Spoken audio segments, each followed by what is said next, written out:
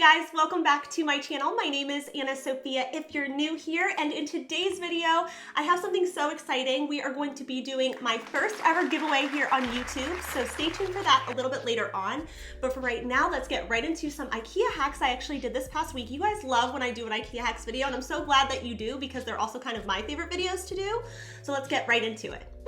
For the first DIY, you're gonna need to go to a hardware store and pick up some of these paint mixing sticks. I got these 3 in 1 pack for less than $1, which is a really affordable price. But the only issue I needed to kind of tackle was I needed to cut them to the right size of the IKEA picture print that we're going to put inside of our makeshift frame. Because the IKEA prints that we're putting in here are 16 by 20 inches, I wanted the frame pieces to just be slightly bigger, so I had my husband use our miter saw to cut them at 17 inches each. He had to do this 4 times because there's going to be 4 pieces to this frame. So as I mentioned earlier, at my last trip to IKEA, I found these prints for only 99 cents. You get 3 in this pack. It's normally $6, but I don't know if they were doing a back to school special at the time, but still a really affordable price. And at first I was just thinking maybe I can just leave them very like natural and wood toned, but I didn't really like the way that looked. So I did end up wanting to paint them. I chose to paint mine black, and I'm choosing to do the ugly side first, meaning the side that has the markings of the ruler, because those are going to be the sides that go on the inside of the picture frame. And after that, I just gave every single stick 1 coat of black paint, and I let that dry, and then I flipped it over and I did the good side, the side that's gonna be showing when you're actually looking at the print. So now it's the next day. I'm just laying one of the sticks down, and then I'm placing the picture directly on top of it, making sure that it's nice and straight, and then I'm just taking my hot glue gun and gluing directly the stick to the print itself. I used my Gorilla Glue sticks. They're my favorite. I feel like their hold is really, really nice. And obviously this frame is a one-time use because it's not like something you'll be able to change the print in and out of, but it's such an affordable price that I think it's worth it. And now I'm just gonna cut the twine before we place the other stick on top of everything.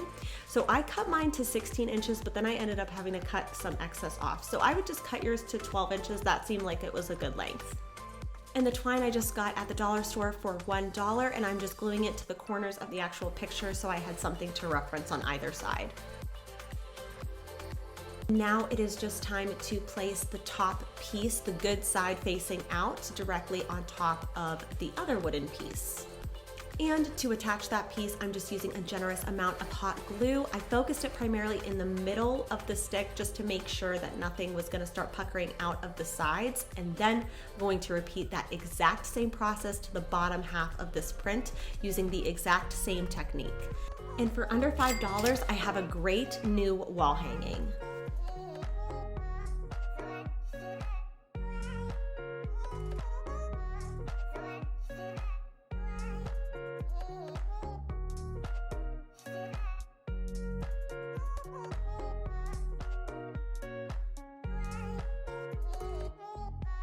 For our second IKEA hacks project, we are going to be making a macrame canopy. I've been so inspired by things I've been seeing all over Pinterest, and the IKEA product that you need are these lil curtains. These are such inexpensive curtains, and they're actually pretty decent quality for what you get. You get 2 panels, I think they're $4.99, and then I'm using this macrame cord that I bought off Amazon for only $9.99. This is 3mm cord, and the last big piece to this puzzle that you'll need is an embroidery hoop. I found mine at the thrift store. This is 18 inches in diameter, but you could probably get away with something a little bit smaller. The curtains have to go on the outer part of the hoop because there's no way to feed the curtains through the inner part of the hoop without damaging it. I normally like using bigger macrame cord, but for this specific project, I wanted to keep it pretty thin only because I didn't want there to be a big space in between each hoop. And obviously the bigger your macrame cord is, the bigger that space would be. So that's why I kept it pretty small. Now it's time to cut the pieces of macrame cord. You'll need 6 pieces of macrame cord, 9 feet long each. I know 9 feet sounds like a lot, but trust me, you would always rather have more than enough and be able to cut off the excess than not have enough. That's not a good situation you want to be in when you're macrameing. So now that we've strung our curtains around the bigger of the 2 hoops, the smaller hoop is how we're actually going to attach it to the ceiling using the macrame cord.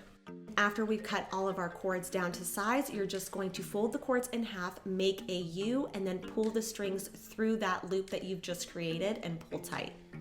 And you're gonna repeat that process. There's gonna be 3 pairs of 2s. After you've gotten your 2 lark's head knots, essentially you'll have 4 strands that you're working with. And now I've pushed those together because what I decided to do was make a series of square knots the whole way up.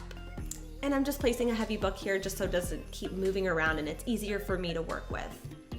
So I chose to do the square knot, but if you like other knots, feel free to do that. The square knot is super easy. You take the left strand, make a 4, and then take the furthest right strand and pull through that 4 that you just created, leaving the 2 strands in the middle. So that's half of the square knot, and then you're just going to reverse it. So now you're gonna take your 4th strand, make a backwards 4, take your farthest left strand and pull that under, over, and through that backwards 4 that you just created, pulling tight, and that right there is 1 complete square knot. And after I did that the whole way, as you can see, 2 of the cords get extremely short, which are your 2 outer cords, and then the 2 cords in the middle stay extremely long because you're not really working with those. And after I was able to do all of the square knots, I just did a loop knot at the very top, so I'll have something to hang from the C-hook in the ceiling. So I'm just cutting off the excess just to make it look clean and neat. And I'm left with something that doesn't look so bedraggled, but it still looked a little unfinished for me. So I'm taking 1 strand of macrame cord and I'm just wrapping it around that loop just to give it a more finished look.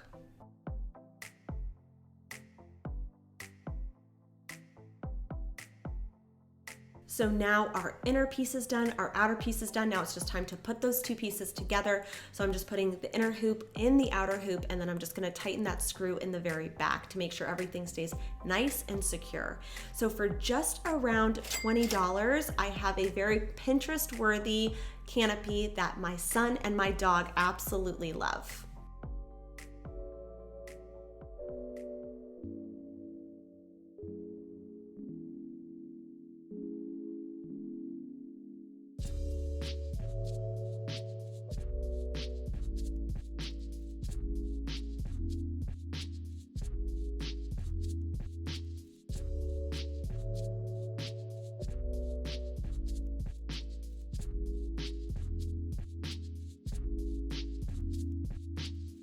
As I mentioned earlier, today is a very exciting video because we are celebrating 25,000 subscribers here on YouTube, which is so incredible.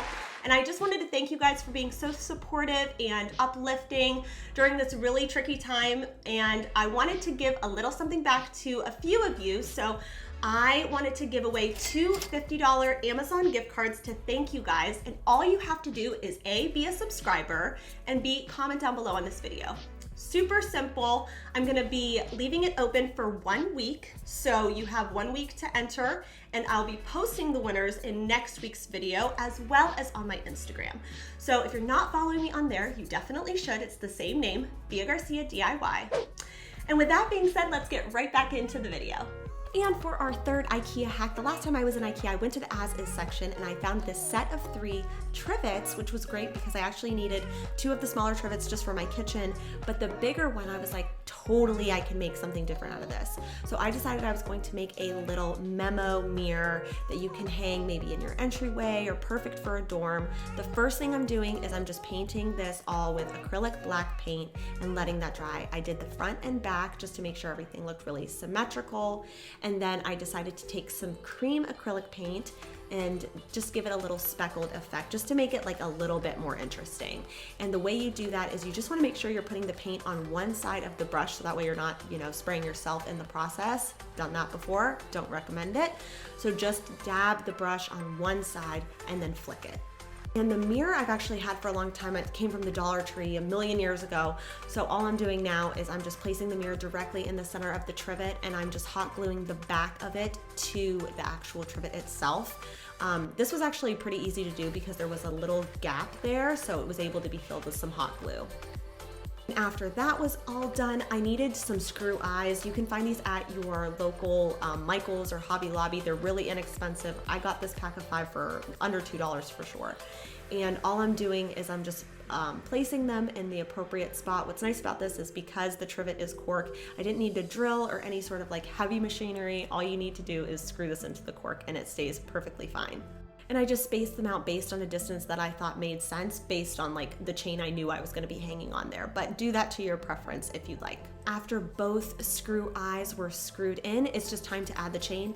Now the chain I actually had, it's a plant hanger from the Dollar Tree, and I'm just taking 2 of the clasps from the actual plant hanger itself and attaching it to one of the chains, so then that way it's nice and secure and I have something to clip on and off. So for just about $6, I have a really cute different mirror that is totally taking something unconventional and making something really unique out of it.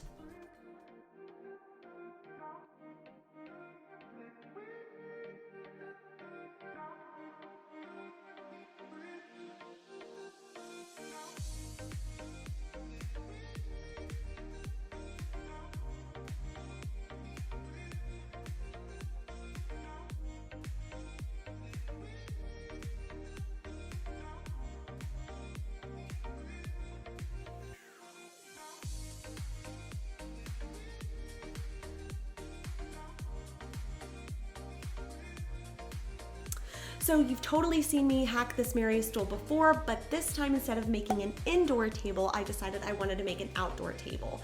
This inspiration totally came from Pinterest. I'll make sure I link her blog post down in the description box, but it's a really affordable thing. So all you need is one stepping stone you can get at the hardware store for under $2. And the only sort of change I'm making is she left the legs alone. She didn't paint them or anything, but I wanted mine to be more matte black. So I decided to give the legs one coat of matte black spray paint just because I think it makes it look a little bit more expensive. And then to seal it, obviously using a matte clear spray paint just to make sure nothing comes off in the rain and it weathers the storm. Also, she said you didn't have to use E6000 unless you're dealing with small kiddos, which I am. After that, you just place the stone directly on top. So for under $12, you have a cute little outdoor side table for people to set their drinks on. And I think it just really adds a nice ambience to your outdoor.